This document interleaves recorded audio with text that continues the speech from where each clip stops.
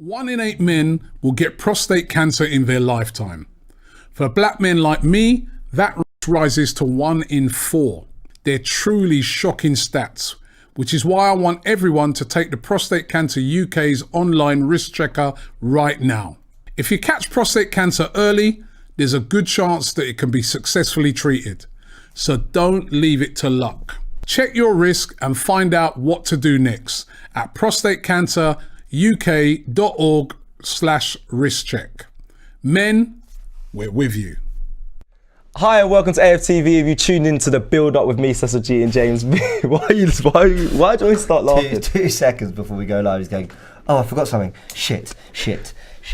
Yeah. Hi, welcome to the... Listen, nothing like last minute preparation. I hope everyone's well and excited for today's game against Leeds. We're kicking off at 7:45 at the Emirates Stadium. And yeah, we're really on top of this. Before we get straight into it, Ollie's staying at Man United. That's what's going round. Ollie is staying at the wheel. Yeah, I thought, big up Saeed, I love Saeed, but I thought he knew something. But I mean, I don't think this is really put to bed yet, because a lot of people like Romano and a lot of journalists out there's been a lot of suggestions that something was happening. I saw a lot of United fans, guys I interact with online, like starting to get excited about it. It's just gone a bit quiet today. Do you think it's because Conte's not available? I don't think this is kind of done yet. No, the book's still open on this one. Yeah, and I don't mean if he loses to Spurs then he'll go and he's in trouble. I actually mean I still think tomorrow, maybe tomorrow's Wednesday, maybe Thursday. I wouldn't be surprised if a decision's made in the coming days. Do you think it lasts till Christmas? No, I don't think it'll last till Christmas because I think the fixtures are too tough en route to kind of December for them. But it's interesting because the kind of everything you hear about Antonio Conte, he's not the easiest to negotiate with. Once you got him, but he's not the easiest to negotiate with. So I can imagine Man United are kind of holding on till they know who the person to come in is. So that's why I think the plug hasn't been pulled yet. But I wouldn't be surprised if it was tonight, tomorrow, Thursday. I don't think this is. Yeah, I don't think this is over yet. Okay, all right then. Well, let's. But I feel for all the guys I just mentioned, United fans. They're suffering. Oh my lord! And I get on with them well. Like I always love chatting to them about United and Arsenal stuff. And are they taking it well? Though I know we're going to move on from this, but is there anyone that are like really burned by it? Because I speak to some Man United fans, Flex, KG. They're taking it very well. Like they understand. Listen, is what it is. But it's just a manager. Or is there some that are like, we're the best or whatever, we're coming back off the back of this? No, I think when you're linked to Conte, there's always going to be that natural right, we're back now, the title's coming to Old Trafford and all that, and I understand. Listen, if they get Conte, I do think they're going to win the league, one of the, let's say 2-3 as he's there. Okay. But yeah. All right, then let's get to today's game, cup game. As you can see, listen, I had to wear this top. I had to brandish this one for when do you know what? Yeah, it only makes sense. Yeah, it makes sense. Cup competition against Leeds. Come on, yeah. I'm not going to get into it too much. If you don't know, go check your history. I turned it down. Anyway, carry on. Talk about professionalism and me starting on the last second, But I'm joking. Obviously I'm wearing this top. It resembles when Pierre-Emerick returned, one of my greatest moments that I've really enjoyed as a fan of Arsenal. So it only makes sense. If you don't know, like I said, just go check the history. Let's start with the structure I show. Normally we look at the match day fixtures. So match week fixtures, sorry. Let's get into that, James, and see what's coming up today. Is it all today, or is there some obviously tomorrow as well? We've got tonight and tomorrow fixtures. Cool. Yeah, well, obviously we kick off against Leeds, 7:45 kick-off tonight. Chelsea at home to Southampton and QPR against Sunderland. Don't want to jinx it, but I think a neutral is expecting the London clubs to get the job done tonight. If we win, we're in a quarter-final. And that gives us something to start getting a little bit excited about. I was walking past the Emirates on my way in. I was enjoying the buzz. Obviously, did I hear it's half term? I think so. Yeah, it's half term. Yep. People are bringing their kids because obviously they got a week off school. It's midweek. I imagine probably a lot of. I mean, cup ties are generally cheaper, aren't they? Yeah. So probably a lot of people going to the game tonight. A lot of people who maybe don't normally go to the Arsenal. Can imagine it's be a great atmosphere. And there's a little part of me thinking, it's a shame it's only the Carabao Cup because wouldn't it be nice to build on that Premier League momentum? But having said that, if we get to the final it's the days like today that you need to get through. Yeah. And without European football, I just think we need to start enjoying these Carabao Cup ties a little bit more. I know it might sound a bit crazy, but City have won the last 4. And to win the 4 finals, 4 great days they've had to win all the matches up to that point. So, whoever's at the Emirates tonight, go enjoy it, make a lot of noise, and hopefully Arsenal put on a performance. Yeah, I'm going. I'm bringing my nephews are coming. I forget I've got my family coming down as well. Like, I'm going to really enjoy it. Do you know what? Any game, I love every game. There's not really, for me, there's no level of, poo-poo this competition because it's not a major trophy. I'm never really like that. Maybe if I was in the Europa Conference League, I'm going to be honest, that one, for me, may have a bit different of opinion, but wrestling, I'm not really too... The Carabao Cup for me is ahead of the Conference League, because I know you can say European trophy, the Conference League, but at least with the Carabao Cup, ahead of the. That's what I'm saying. Yeah, it's better. Yeah, it's better. It's a better cup to win. The Carabao Cup is a better. Yeah, that's what I'm saying. Yeah, I completely agree, because you still got Man City, Liverpool, Chelsea, United, Spurs, all these teams in it. Everton, Leicester, dare I forget them. They're all still in it, and that's what makes it. Whether it's the least important, well, it is. It is the least important of the domestic trophies. Agreed. If you're in Europe, Europa League or Champions League, then even further down the priority list. But you got to do something to win it. Yeah. You've got to do something to win it. Who was it? Was it Swansea versus? Who did they play in the final? They won it. It was they knocked Arsenal out. Why is it Bradford? Swansea Bradford was the final, I think 2013 maybe, 2014, something like that. And Bradford had to beat us to get there. Yeah. Listen, that was a really, really horrible day, but that's the point. You've got to do something to get there. So yeah. Are we gonna? So you said obviously Chelsea, Southampton, QPR, Sunderland there, and then. Burnley, Tottenham. Could you see? Sorry, just quickly on these match days. I remember you did the match day, match week fixtures, and you're saying it's testing my knowledge on the badges. So obviously we've got Burnley, Tottenham. That'll be tomorrow. Leicester, Brighton, Preston, North End, and Liverpool. Oh, that'd be an interesting game. And Liverpool, Stoke City, Brentford, West Ham, and Man City. Now, quickly, I'm going to quickly talk about Liverpool here. They wouldn't put a full strength squad out for that, would they? That's exactly what I was going to ask you. Who's going full strength? You're so good at your job. Who's going full strength in these games? Are Chelsea going to rotate a little bit? I would think so. Leicester, Brighton, that would be interesting. That will be. Well, Leicester, I hope they put a full strength squad out, because then we play against them on Saturday. Leicester won the FA Cup in the summer. So maybe there's less pressure on a trophy and more pressure on top 4. With Arsenal coming up this weekend, maybe they're okay with resting a few players. Yeah. Okay. Leicester. Maybe, I don't know. What do you think? No, I hope so. I hope Leicester. Like I said, I hope Leicester go with full strength squad. So then when we play them, they retired, or we can capitalise on that. They've had the Europa League games as well. Preston, Liverpool. I think Liverpool will have enough. Look how they rotated even against Man United. I think 5-0. I think they'll be okay. Stoke Brentford should be a good game. I think last I checked, maybe a couple of weeks ago, Stoke were on the up. I think Brentford will be going quite strong. I think they're going to be running with their confidence of how the season started and thinking, you know what, we might as well take every competition seriously, because for me, they've challenged most big teams. They have full confidence that they can take on lesser teams in these cup competitions and maybe come away with some silverware. So I expect a full strength squad from them as well. Yeah. No, I think it will be.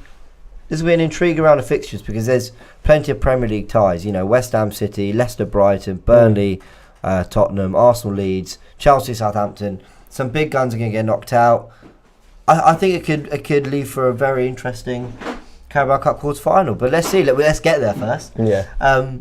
But either way, and sometimes when we do these shows, you have to talk a little bit as a neutral. It's going to leave for something, I think, vaguely mouthwatering come the quarter final. I think it should hot up. Do you know what? I think West Ham are going to beat Man City. Do you? Yeah. I'm going to put it out there right now. I'm so bored. I'm just so bored of them winning this cup. Yeah. And I think West Ham, don't have a 100% yet. I will look into it more. But right now, I feel West Ham, it'll be such a shock victory that, and it'll be so well for football. Like you said, we don't want to see Man City win this cup again. I think West Ham might be the team to ruffle some feathers and get them out of this cup competition. I've got one last question about these fixtures for you. Go for it. How many of these teams did you play for? On trial and been around and worked with, It's a bit of an inside joke. The reason I ask is when he was telling me a story about being like trying to make it in football and stuff. There's quite a few. I'm going to be honest. You play for a lot of clubs. Yeah, but you've got a good CV. I'm going to be honest. I've trialled at a lot of clubs. When I've played, I haven't signed for most of them, but I've been around. I was a journeyman a little bit when my career kind of when I got released, and I went to a lot of clubs. QPR had some involvement in Preston North End. Had some involvement in Brighton, as you know. I had the kit. Yeah. The other one went down there when I was on trial there. I took the kit. Brighton. Don't answer it back. I'm sorry. Don't find it. I took the kit. I liked it. I was invited when I was on trial and they had their new complex built. That was amazing. And that's really it. I've been involved with a lot of clubs as well. Like as we might get to at the end, Arsenal obviously. What about your business? Any of these clubs you've gone and done talks and stuff? The ones I can't. Yeah, Brentford, Brighton. QPR, regular at QPR actually, they've invited me back to work with their young professionals a lot. Good stuff. I like QPR. Really, really nice, and it's a London club as well, so that helped. Haven't been invited to Leicester. Preston North End. Sorry, I don't want to make this is a bit. No, I'm just interesting. Okay, yeah. I think. Listen, it's a Carabao Cup tie. We're not normally before Premier League games. We'll do like a really deep analysis on semi-deep analysis on the opposition. We thought we've got Leeds coming up in like a month or whatever. We'll kind of save it for then. We'll keep this a little bit light-hearted. It's a Tuesday night. So yeah, I was just curious. Okay, fair. Preston North End. Sorry, I didn't actually go on trial there, but that was my biggest talent transfer, which is my company's day. We did a careers day. The parents came and kids, and I spoke to all of them. And yeah, but you can see that it's all on social media and whatnot. But anyway, let's move on to. Obviously, Kieran with the comments says #James out. Thank you very much.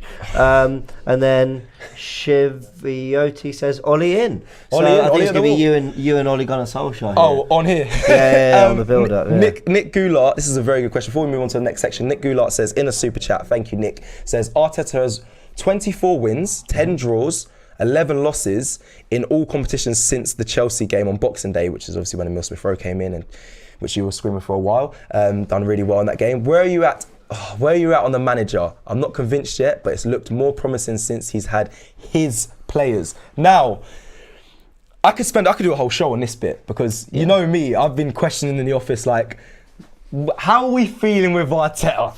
How are we? Are we still... He's not the right man. If he loses tonight, I ain't feeling too good. No, I get that. Okay, so but I'm going to be completely honest. He wins tonight and he wins against Leicester. Certain things start to change in my head. I don't want to be people be like, flip flop, but certain things do start to change. If we play well and win convincingly, this is by the way at Leicester, big game. They're a team on form. I know we're playing Leeds tonight, but it'll be a big game, team on form. Someone that can kind of keep this run going. Let's not forget, Arteta's unbeaten in the last 6, I believe it is now. So that's 6 Premier League games, and you chuck in a Carabao Cup tie, we beat Wimbledon, so that's 5 wins, 2 draws, and 7. Yeah. Yes, the performances in some of them haven't been great, but we're picking up points. So, Nick, I can't give you this concrete answer yet, but I'm very intrigued to see what happens against Leicester on Saturday. Yeah, I mean, I didn't know that it was 24 wins, 10 draws, 11 defeats since Boxing Day. Is that in all competitions? If it is, fair enough. I can't remember if you said that in the super chat. Of course, things are all competitions. Sorry. Okay. Yeah, in all comps. It's a difficult one because, of course, things have changed, but not drastically because we still finished 8th. And I feel like if the change were that drastic, we might have squeezed into the top 6 or whatever you think. We only finished 6 points off top 4. Yeah. So the change I don't think was that drastic. Obviously we had catching up to do and we got within semi-touching distance of our rivals, but not really. And then this season, 4 wins, 2 draws and 6 Premier League games. I keep telling people this and no one likes to hear it, but then you beat Aston Villa and everyone's just pandemonium, everyone's happy. But when we drew to Palace... and we equalised and everyone said, well, it doesn't really matter, we were poor, it's just a draw anyway, or whatever. I said, yeah, but watch if we beat Villa and we put on a performance, look how much better we'll feel about that Palace result. Right. And look how much better the form will seem when I was watching Big Six. Go watch the Big Six. Great show on Turkish's channel.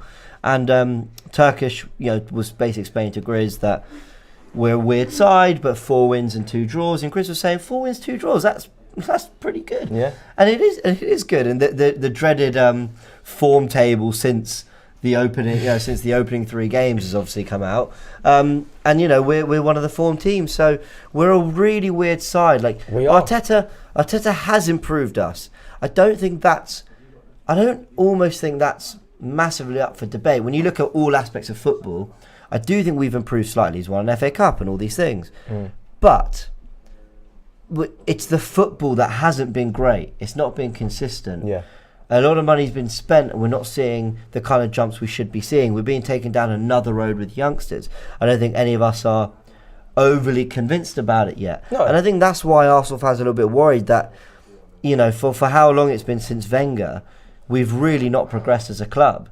We've regressed and then maybe mildly progressed since. So, yeah, that's a really long answer, but my point is that there's so much to this whole Arteta thing. Yeah, there is. It's not just a simple, I'm Arteta in, I'm Arteta out. There's a lot more to it, and obviously there's still many questions on some of the decisions you made, things like Saliba and whatnot. But it's so hard. It is difficult. It's so hard to judge the job he's doing, Cecil. Oh, because you could, at a very surface level, go, well, we finished 8th.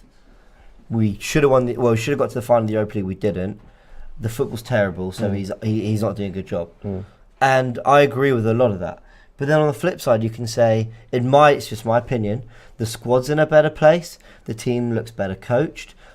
He's invested really well. Ramsdale, White, Tomiyasu, Tavares, Lokonga, Odegaard. I think we've seen enough to suggest that the potential's there. So there's a lot of things to like as well. So it's really weird. It's a really weird one. But go and do something at Leicester, win tonight fairly convincingly, we'll all be feeling even better. Yeah, exactly that. Right, we're going to move on now to some fun facts. Yeah, let's do it. What we got around this game? I'll be intrigued. And there he is. Fun fact number 1. Little picture of Henry. There he is. Yeah, here's the first fun fact.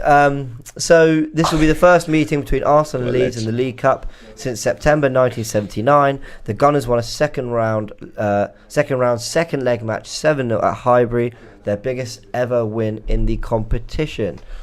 So that it did surprise me that it's been so long since we played them in the League Cup. But there's been a couple FA Cup ties. Yep. Obviously they're back in the Premier League now. So I don't know, playing Leeds feels a bit fresher to me because I think we played them 2000. So we played them twice last season. Right. Then we played them the year before. Bielsa, they're still in the Championship. We beat them 1-0. Then we beat them 2012 1-0, the Thierry Henry goal. But then I think in the 2010-11 season, we drew 1-1 in the FA Cup third round, late Fabregas penalty. And then we went there, and I think Nasri and someone up, maybe Van Persie, I can't remember, with a 2-0 win at Ellen Road. So I'm a little more familiar with Leeds than I should feel, really. But yeah, we've played them a few times, so it just surprised me that it's been interesting since 1979 that we played in the League Cup. Do you feel confident about tonight? Do you feel like you're confident enough we'll get the job done? We'll see their 11. Is that what's going to give you the deciding factor? The 11s will tell me a lot. If Arteta rotates quite a lot, Bielsa decides, you know what, we've got a chance at silverware and goes big, I think this could be a tight game. I also think it could go the other way around with Arteta goes, we don't have European football, we've got momentum, we're going really strong, bar 2 or 3 players. He has gone strong in most of the stages of this competition so far. But stronger than we expected in most. Yeah. So I think the 11s will tell me everything. I expect him to go how confident I'm feeling. Yeah, I expect him to go strong today. Let's so fun fact number 2. What we got for today? What we got, James? Fun fact number 2. So Arsenal have been eliminated from the League Cup at home by a fellow Premier League side in 3 of the last 5 campaigns. Southampton in 16-17, I remember that. Tottenham 18-19, yeah, that was painful. Yeah. And Man City last season. We have a knack for going out of this competition when we really shouldn't. It's really strange. I mean, those were examples given then. But I mean, just remember, and no one wants to, remember the 2011 Cup final. Oh my God.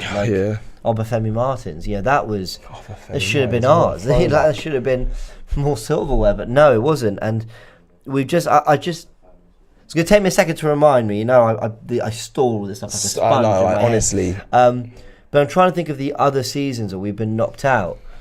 2019-20, what happened then? I'm going to remember. Oh yeah, because I get confused with, sounds mad, FA Cup and then the League Cup with when our history of all, and when we're out and in. We just seem to go out when we really shouldn't. Right. Is basically. Right. my feelings. Take some comment, give your opinion on that. I'm going to research this because I'm quite interested. Mboop says, I want to see a semi-rotated team. So I'm assuming, just something a light couple rotations, not nothing too crazy. And I don't want to see too many rotations because that can be Arteta's downfall. John Cattle says, come on Arsenal, don't let me down. Yama says, plenty of improvement. Samuel says, Ollie at the wheel. We're all partying, we all want him to stay at the wheel. Keep driving, Ollie. Keep driving. I remember. 2019 in the Carabao Cup final, says Numair. 2019 in the Carabao Cup final. Right, this is exactly what I mean. I knew it was somewhere in my brain, and here it is. We lost to Liverpool 10-9 on penalties. Did it go that far into the pens? 10-9. I think they might have added that to the original score. Yeah. But you remember it was 5-5. We were like 5-3 up. We were 3-1 up, 5-3 up at Anfield. They played their kids and they equalised last minute, and we went to penalties and we lost. When was this? This wasn't too long. This was 2019, 1920. Martinelli. Mad. With a couple goals, I think, maybe a hat-trick or a couple goals. That was disappointing. We mentioned the Southampton of 16-17. We lost to Sheffield Wednesday, I remember that. 2015-16, we lost to Sheffield Wednesday 3-0. 14-15, we lost in the third round at home to Southampton 2-1. Jaiman says 5-5 5-4 on penalties. Right, that's there you go. Bradford, quarter-finals, 4-3 on penalties. Birmingham in the final. This is exactly my point. We have a history of losing just the weirdest fixtures in this competition. So hopefully it doesn't repeat itself tonight. But yeah, interesting fun fact. Okay, fun fact number 3. Where are we at? What we got? Arsenal's Eddie Nketiah has scored 6 goals and 7 appearances in the League Cup. Blimey. With the striker averaging a goal every 81 minutes in the competition. This includes 2 strikes, 1 on loan at Leeds United in 2019-20. Will Eddie play tonight? I think he'll come off the bench. I think he'll get some time on the pitch today. A player I don't, if I'm honest, want to see over a Balogun. I want to see Balogun more. We give him a new contract. We haven't sent him out on loan. Gave him a big deal as well, 5 years, I believe it is. Got asked to stay as well by the club. Said there's a future for him. I'd rather see him over Eddie Nketiah, because I just don't think Eddie Nketiah has a future too much at this club anymore. I think he's had his time. He's done well. I think it's time for him maybe to move on. That's nothing, no disrespect to him. Good player, good goal scorer, a fox in the box. Could be a cup striker. We speak about Leno now being a cup goalkeeper. He could be. For me, he done a lot in cups, in Europa League and in the League Cup. But that's what I say about Nketiah. And actually, let's be fair, he was really good in pre-season. When you look at how poor everyone else was, I thought Nketiah did look good in pre-season. He did score a good goal, actually. And then I think he did well in the AFC Wimbledon game as well. So it's a real shame for some players that we don't have Europa League football. I'm not going to say Conference League, that will never be a shame. But it is a shame we don't have Europa League football, because Nketiah, Aziz, Patino, there's rumours that I think it's Salah Ad-Din could be called up to the squad today. Right. There's a lot of players like Martinelli potentially would be getting a lot more game time. Balogun. There are players that would be getting game time if we were in the Europa League, but ultimately I think we're benefiting a little bit more from not having it at all. But yeah, I mean, I think Nketiah will get involved today at some point. Yeah, well, listen, if he is. Starting 11 is going to be fast. It is going to be interesting. It will be. Who's on the bench? Who's starting will be very interesting to see today. Okay, let's go to your spotlight. I think spotlight time. I think we're bringing it a little bit early. Okay, so earlier in the show. Interesting, because I saw you did a stat, the stat come up, and then you used the same photo. But spotlight photo should be coming up on your screen, and the player that I'll be focusing on in this game, it's Leno. A lot of controversy. We did the warm up live. I said I wanted to put Ramsdale in goal. Got absolutely, oh, how dare you? What do you mean? This is a perfect game for Leno. Cecil is high. What is Cecil smoking? All of that. So they wanted Leno. They weren't wrong. I knew you'd say that, because you said you think Leno's going to start as well. But yeah, no, I think Leno today I'll be keeping a close eye on. I expect he's going to start today. So it'd be good to keep an eye on him, see how well he plays. I want to be looking at his distribution more than anything, James, if I'm honest, because I know Ramsdale has heavily not improved that, because we've been told he came in for that. He's quick with distribution and he's good with his feet, and I've actually seen that. So big up Ramsdale for that. I hope Leno has seen how important it is to be good with your feet and start the attacks with speed. I want to see that today from him. And how important it is to this manager. Yeah. I think that's the big thing. It's for Arteta, it's crucial. I always thought Leno was a good goalkeeper. When we sold Martinez for 20 mil to basically fund the Partey deal, I was okay with that. I thought we don't need 2 quality goalkeepers. I know people say, but competition and it's good. And yeah, fine. But Man City don't have a player of Ederson's quality alongside Ederson. You have goalkeepers that are good enough to come in, good enough to put pressure, but you've got to have a number one, a recognised number one.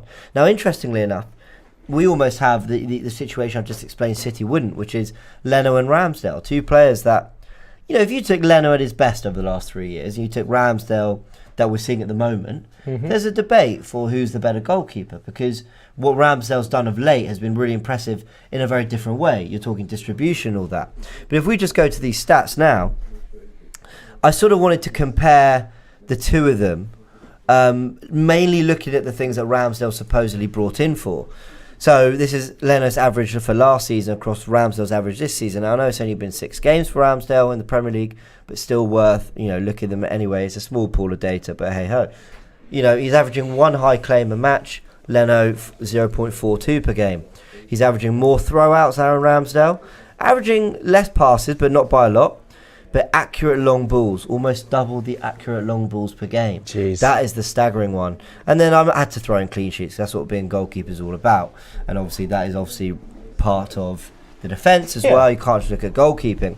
But the accurate long balls is the big one. And that's what stood out for me when I was watching the Villa game.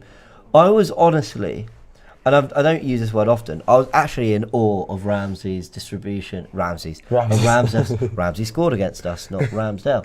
Of Ramsdale's distribution in the game against Villa. His ability to... There were moments where you thought, where's he going to go? And he just would ping one, gliding along the ground to Bukayo Saka. Or he'd find Tomiyasu, and there was one against Palace as well, where he found Emil Smith-Rowe out of nothing. And there was a great stat that Graham told me on the Tactical Insight show, where he said that his passes led to something like 6 or 8 or something, 6 passes that led to unpressurized possession for Arsenal. So he's really intelligent. He's giving it to the players at the right time. Why are we doing this comparison? Because when we say in cup ties like this, let's rotate, let's mix it up, let's bring in Leno for Ramsdale, let's bring in Lokonga for El Neni, let's just mix El Neni for Lokonga, let's bring in Cedric for Tomiyasu.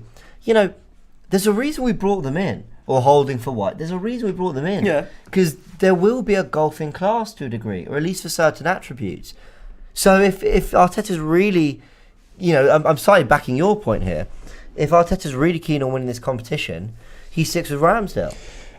This is my argument, but I got told. I thought I'd do the research to help you out. Thank you very much. Chris also just says here on the chat, he says Ramsdale's pass is better than half our squad. That made me laugh. But Ramsdale's distribution is top class, I must say. It's been a good feature. Like you said in the Aston Villa game, I was wowed by it. Unbelievable. It's I haven't seen that from a goalkeeper, and obviously I have from the top players, and like Ederson in goal at Man City done it very well. But from an Arsenal goalkeeper, it's been a long time since I've seen that, and the quick distributions, and he starts a lot of the play. Very happy with him. A great signing as well. Someone said in the comments here, sorry, just before we get onto that, someone said he's the second best signing after Tomiyasu, says Sam Carlin. So could well be. I think he's looking the best at the moment. Yeah, becoming a fan favourite. At the moment, stress that, but I think he's looking the best of the lot. Although Tavares for 8 million could prove that. But do you think Ramsdale's in contention to be England's number one? Because I know he wants that, but looking at we look in depth at these players' performances, and for me,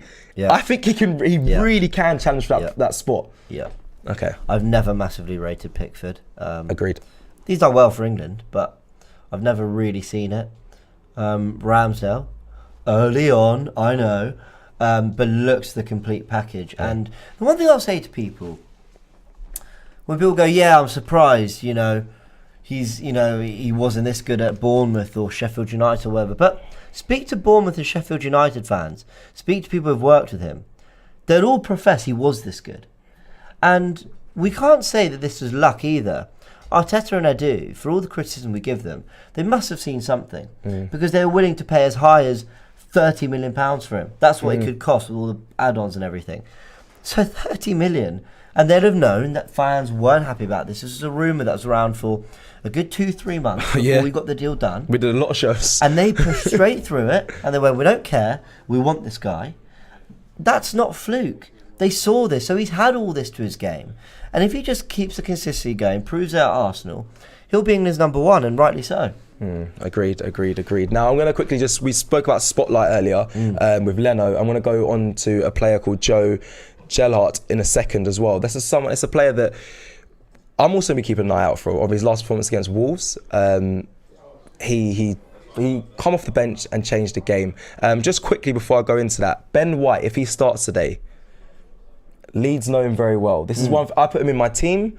Just something I want to be aware of, that if Ben White starts, they might know how to kind of get past him and beat him. But we're going to move forward now to Joe Gelhardt. But I just wanted to say that someone I'm going to have a spotlight on as well, Leno and Ben White. But let's move on to Joe. Going to be honest, didn't know the world about him. Got a lot of media attention after the weekend. Young, 19 years old, very lively, very much rated as well within the Leeds fan base. I spoke to a Leeds fan and he was like, yep, he is the future. He was compared to, who is he compared? Wayne Rooney. Crazy, right? I know, but it was compared to out front. Yeah, he's a forward. They're saying he could be the next Wayne Rooney. So obviously, that's all word. It's early on. Don't even know, don't go crazy. But that's what one of the Leeds fans that I spoke with in the week said. And he seemed bright. Came on, done a madness, going to be honest. So someone to be aware of. Won the penalty, didn't he? He did. He won the penalty for Leeds to make it a draw. So big up Joe, very young talent, someone to look for the future. But now it's time.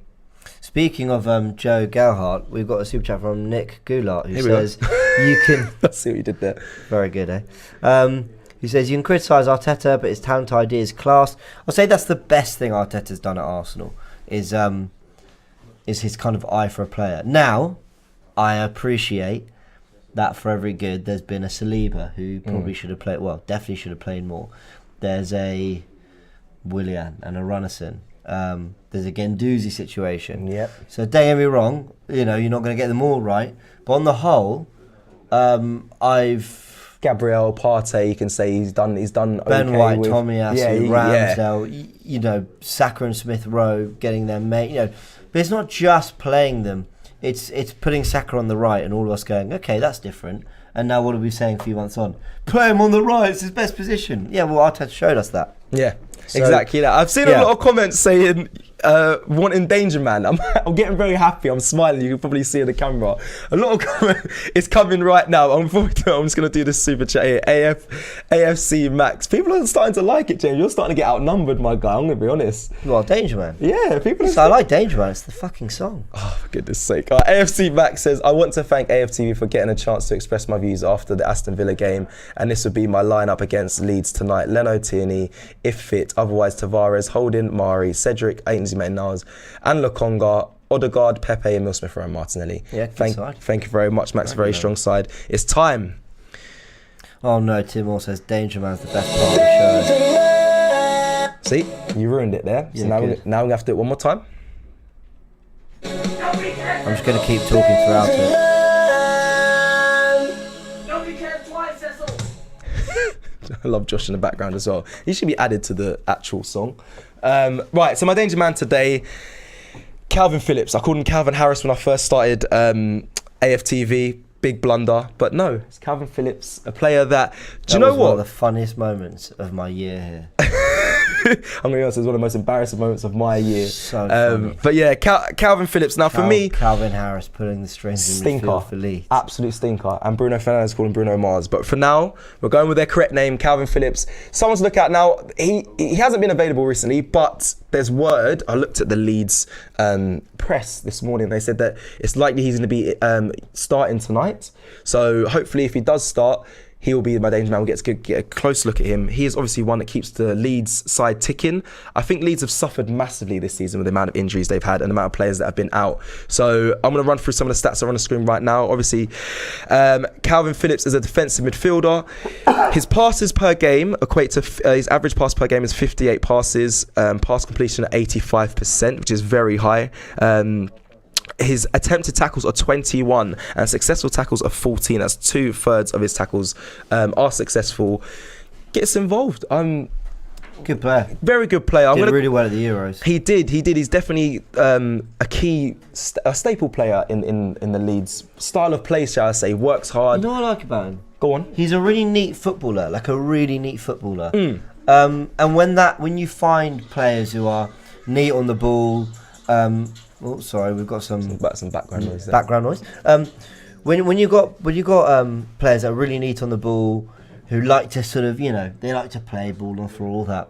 Sometimes they lose that tenacity, but he's got that in abundance. He's a really tenacious player. He kind of showed under Southgate he can be that box to box. I mean, maybe he's done it under Bielsa. As I said, I don't watch enough of Leeds, but I like him a lot. Like, I think, dare I say, I think he's someone Arsenal should look at. Maybe. Maybe. If there's a defensive midfielder that exits, maybe unlikely in January, but in the end of the window, in the next window, sorry, that is a player that could fit the profile for Arsenal. Young, works hard, controls from the middle. Be a great partner to Partey, I must say. But anyway, let me just quickly read out some players that aren't available for Leeds today. So Luke Ayling is not available. Junior Firpo, Patrick Bamford.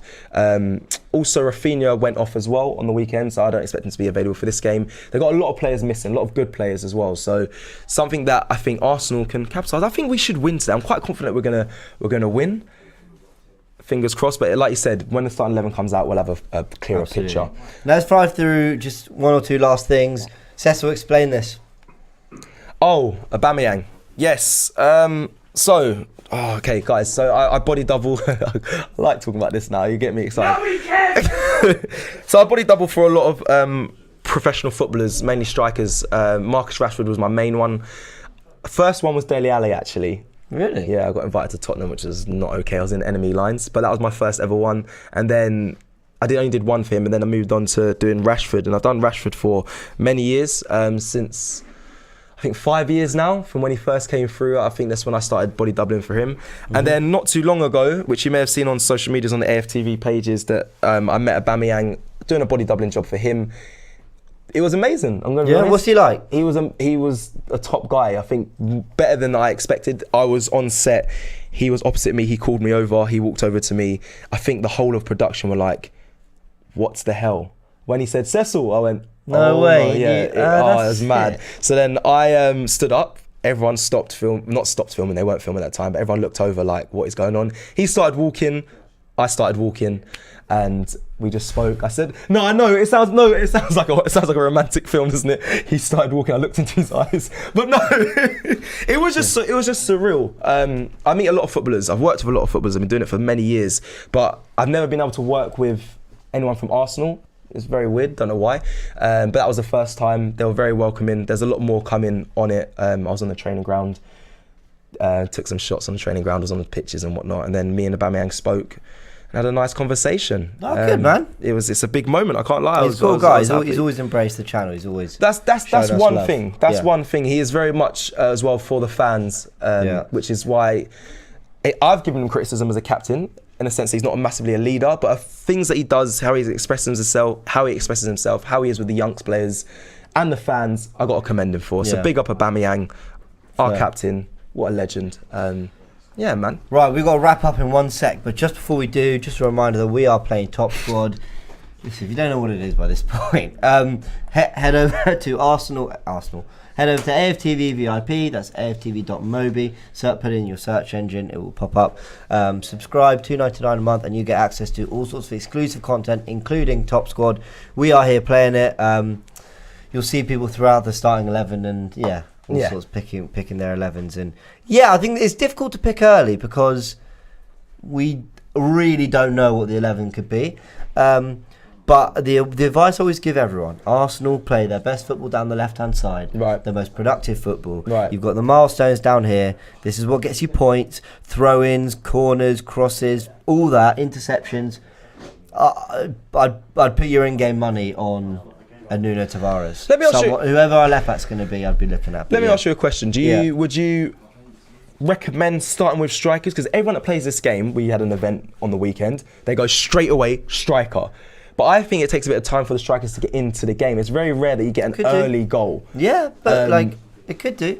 I mean, Okay. you don't want to not have your money because they all start at a value of 20 mil. Correct. So if Aubameyang starts tonight, you're going to regret you didn't get him for 20 mil if he scores in the opening 2-3 minutes. But then you've got to think realistically: is he going to see a lot of the ball in his opening? Otherwise, you keep him in the team, and then you hope that moment's going to come. That's what happened to me when I was playing top scorer on Don Robbie. I had Salah, wasn't doing that much, and then shot me up the table because he bags a hat trick, and that's And you won, but you don't want to admit I it. didn't have to mention that, but yeah, I did. because you're super good at this game. Gunning you down quickly just says Cecil and Oprah, a better love story than Twilight. But yeah, big up everyone in the comments zone. Big up everyone showing love, and make sure you guys head over to the AFTV VIP app and play Top Squad, because we'll be playing it here. Come and get involved. Great game. Yeezy Mafia TV, even though he's got a comment here, he did diss me in one of the comments earlier, but he says, can someone explain what a body double for a footballer does, lol? Very simply, all the advert campaigns, all the online stuff, the adverts, it's mainly me. They do an hour, we do like 12 hours on set.